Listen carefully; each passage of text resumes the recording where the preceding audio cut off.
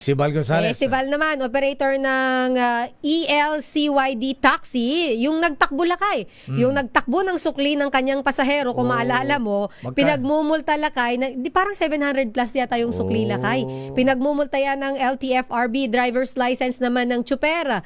Pinasususpinde rin. Nako, kawawa naman. RH5 Val Gonzales. Val. Matapos lamang ang 3 linggo ay naglabas na ng desisyon ng Land Transportation Franchising and Regulatory Board na nagpapatak ng multa sa operator ng taxi na nagtakbo ng supli ng kanyang pasahero sa bagong panganak.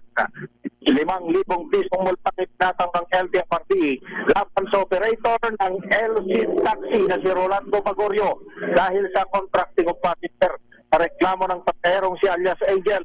Itinakbo ng driver na kalabunan ay kinilalang si Ronaldo de Vera.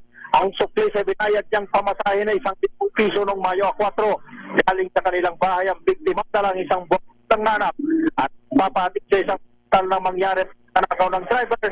Hindi na nagpakita sa tinakdang hearing ng regulatory agency. Dahil dito ay nagkikipag-ugnayan na sa LTO ang LTFRB para mapatawad ng suspension kung hindi man revocation o cancellation sa lisensya ng taxi driver.